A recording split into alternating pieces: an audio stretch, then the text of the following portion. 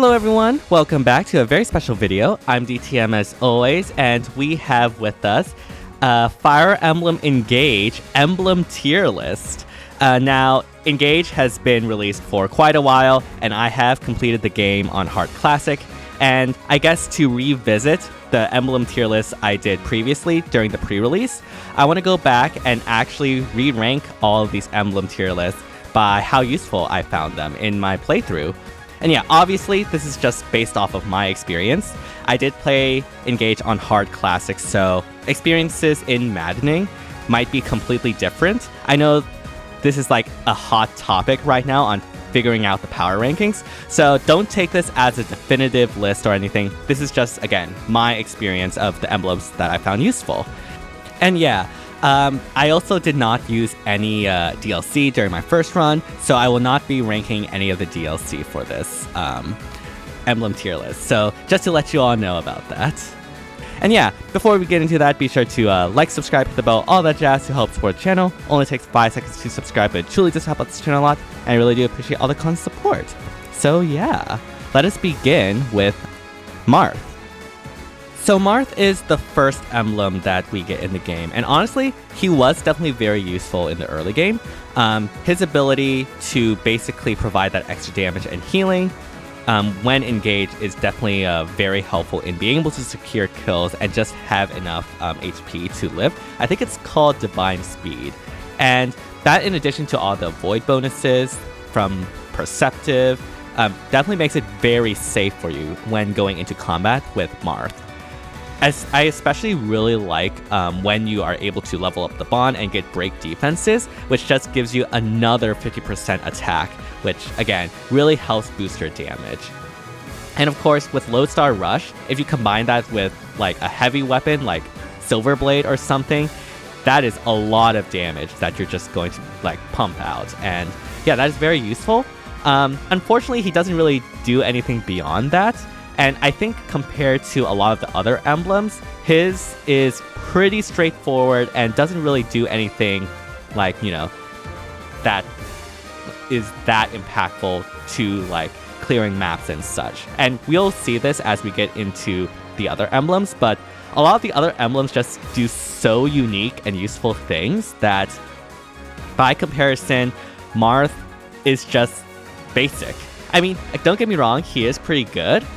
And he's definitely like valued, but in terms of the emblems that I found useful in helping me clear maps, he's more middling, I would say, even despite all of his buffs to like avoid, damage, healing, whatnot.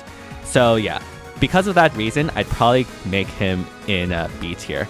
Not too high, but not too low. Pretty balanced. Very nice job. So next up we have is Celica, and Celica is definitely very interesting because in the early game, she is so powerful. Like Warp Ragnarok is just so much fun and so useful to be able to either save a play or just go in and take out enemies. And even Echo was really nice to be able to like finish off 2 enemies at once. In addition, like Echo, when combined with chain attacks, allow you to get like multiple chain attack procs on the enemy, which is extremely huge, especially in the end game where chain attacks become very critical to be able to secure kills, and Echo allowing you to attack twice just really helps with that. Of course, unfortunately, like you aren't able to use Celica to the fullest potential throughout a lot of the mid-game, but she's still very strong, definitely very useful, but just like before, she doesn't really allow you to manipulate maps or have that big impact despite the Warp Ragnarok. Like, her one claim to fame is Warp Ragnarok, and the issue with that is that it is often not enough, especially by the end game, to just rely on Warp Ragnarok to take out an enemy. Sometimes you need like, it's useful to chip an enemy down, but not be able to finish it off. And a lot of times in the later maps, I found that Warp Ragnarok's damage just wasn't enough, especially with HP getting higher and higher in the later maps. So that is the one downside to, what really makes her unique. But again, Echo is very useful to stack up chain attacks, but unfortunately, like, compared to the other emblems, I think I'd just put her in B. Definitely more useful than Marth, though, I'd have to say. So next up we have is Sigurd, and honestly, when Sigurd was first, announced in the pre-release, I thought he would break the game. I thought the additional movement would just trivialize so many maps and lead to so many clears, but turns out, it wasn't. It's actually pretty balanced. So the thing about Engage is that it's actually very hard for a unit to become a juggernaut. That is, to go in and be able to take on so many enemies. Due to chain attacks, break, and all sorts of mechanics, it's very dangerous to do so, and you often need multiple units to be able to take out a section of an enemy. And so Sigurd's value definitely lowers because of that. Now, the extra movement is still obviously super helpful, and Override is super fun if you are able to line up the correct position against the enemy. But other than that, the thing he really is useful for is being able to inherit the Canter skill to all your units, and that isn't something unique to the user of Sigurd's Emblem Ring. You can inherit that to everyone else. So honestly, as an Emblem Ring that you would equip, he does not have as much value as I would have thought. That being said, obviously extra movement is still super good and definitely helps you, be able to reach, say, a cavalry mage that's threatening your team or whatnot. So it still has a lot of use. It's just not as useful as I thought, or doesn't trivialize the game as much as I thought. But still, Sigurd, super strong still. You can't go wrong with extra movement and Canter, so I definitely put him in A tier. So next up we have is Roy, and I'm going to be completely honest, I put Roy on my least excited tier when I did my pre-release Emblem tier list, and honestly, I'd say that's probably the same now. His mechanic of just increasing your levels is very good, and definitely helps you, be a buffier tank or be able to have enough speed to get kills. But honestly, the thing that makes him work is his blazing lightning effect. Being able to spread out that fire and reduce the movement of the enemy is actually where his main value lies when it comes to usefulness. Unfortunately, I do think there's a lot better units that can do that or do something similar to that, and we'll get to those in a second. But yeah, Roy, otherwise, honestly, it's sort of meh, at least when it comes to what I found useful. I didn't really was able to use Roy's ring that well when it comes to the maps, especially in the end game. It's very basic, I'd say. Again, his main gimmick is being able to increase the user's levels. And honestly, I found that to be less and less useful as the game goes on. And it wasn't even as useful when we get him, compared to a lot of the other things that the other emblems could do. So for that reason, I'd probably put him at the end of B tier. Now, don't get me wrong. Again, he's mainly there because the level ups could be useful in certain parts, and his blazing lightning effect does help, restrict movement and all of that. But compared to the other emblems, I definitely put him in B tier. Alright, next we have is Lyn. And Lyn, honestly, is so good and so useful. Oh my goodness. First, the calls double skill that she has in summoning those 4 ghost clones of her. Because of how the AI works, the AI generally will prioritize kills, right? Well, it doesn't matter if the target is a ghost or whatnot. If it's a kill, the AI will prioritize that, and because the ghosts are 1 HP, you can use Lyn's calls double to effectively bait the enemy to attack those ghosts, thereby leaving the rest of your units safe. And that is just super strong and super useful because it's very dangerous to bait out the enemy in this game. So having a surefire way to do that safely is very helpful. That and Speed Taker is amazing. That combined with Desperation, I don't know what's called in Engage, it'll always be Desperation for me, just makes it so that the units that have Lyn is just super powerful and can consistently double without retaliating back, which is very useful on heroes with Brave Assist, because heroes want to have full HP. So if you can have your double before the opponent can counterattack and kill with that double, that means you retain that full HP, and therefore you still activate Brave Assist. So Lyn is super useful in that. Astra Storm, of course, just allows you to be able to pick off so many units. I didn't find this as useful for a lot of units, except for flyers, but you know, flyers are plenty in this game, so that is still very useful in terms of, you know, just sniping off flyers that are threatening you across the map. So yeah, Lyn, definitely very stellar, definitely S tier in my opinion. So next up is Eirika, and Eirika was actually very useful because of the defense shred. There are so many tanky units that I was able to take out thanks to Eirika's defense shred. I didn't really use Ephraim's half that much because most of the time the healing that it provided wasn't necessarily needed, but the defense shred of Eirika definitely helped a lot, especially against beasts. Like, I put Eirika on Rosado, and Rosado was just the beast killer because of that. And it was Rosado's job to take care of any beasts that I need to take care of. And yeah, also Twin Strikes is pretty good as well. Unfortunately, like, she doesn't have that many unique effects, but the defense shred, I think, in terms of like the combat related effects, was one of the most useful combat effects that you can have in an emblem. At least when it comes to like player phasing, like either armors or beasts or whatnot, or bosses. Like Eirika helped out so much against bosses and being able to like deal just a lot of damage because of that defense shred. So yeah, I really like Eirika. Again, I didn't really use Ephraim's half that much because it honestly wasn't really that useful.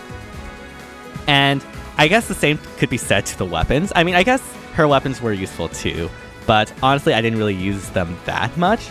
It was mainly, again, for the defense shred that Eirika really shined. Especially Lunar Brace, I think it's what's called. Yeah, that was really useful. So, again, it is only combat, but I think out of the combat ones, it was definitely the most value. So I put her in A. Definitely not over Sigurd, though. Alright, next we have is Ike. And Ike is really good. He is the ultimate enemy phase emblem we have in the game. Because, one, his Laguz skill just straight up halves damage. Like, that is so good. Because there's a lot of issues with tanking in this game, from like brave attacks and whatnot, so any form of damage reduction just goes such a long way in being able to help your tank or juggernaut survive. And so a common strategy I would use is to have my unit with Ike like activate Great Ether and bait out an enemy, and there would be so little damage dealt because of that. Great Ether, I wouldn't say is necessarily the best engage attack, but it does come in clutch in being able to survive a lot of the enemy phase tanking that you need to do when you're baiting out the enemy. And so in that sense, I think he's useful. Also, Ragnall is such an amazing weapon and is so powerful. I mean, any 1 to 2 ranged weapon is very powerful, but Ragnall, I think, especially so. And of course, Hammer does a lot of work in getting through those tanky armors. And yeah, even though like Ike is an enemy phase focused emblem and enemy phase is hard, the fact that he does provide a lot of useful value when it comes to enemy phase and being able to have that damage reduction and have a great ether engage attack that deals with that does bump him up in terms of usefulness for me. And so I definitely give him A tier. Probably top of A. Yeah, that makes sense. So next we have is Micaiah. And I'm not going to lie, I think Micaiah is the best Emblem Ring in the entire game. Her utility is just so useful and so valuable. AoE staff effects are insane when it comes to things like rescue, rewarp, warp, whatnot. It's actually so nuts. Like, what you can do is that you can rewarp yourself and 4 other units forward, have someone dance Micaiah, and then do that again. And then if you have the Byleth ring, you can dance again and then do that again. And that just traverses so much terrain that it's kind of nuts. That's not even counting the additional staff effects you can do, like Obstruct, which obviously makes it so that instead of just one ice pillar, you have multiple ice pillars, which definitely creates really good choke points. There is, of course, a rescue, warp, rewarp, all that stuff. You got your Classicc heal, which is definitely very nice when you have multiple units that you need to heal up. But obviously, she also has Great Sacrifice, which is a full map heal, and it's just so insanely strong. Like, I am so amazed by the utility that Micaiah can provide. Like, staffs are just insane in this game. So being able to do an AoE staff is just nuts. Like, there's no question about it. I think Micaiah is the best Emblem Ring. Like, the things you can do with her is just so bonkers that she deserves the top of S. Alright, next we have is Lucina. And I know people will complain about me being biased and whatnot, but I actually do think Lucina is one of the stronger emblems rings that we have.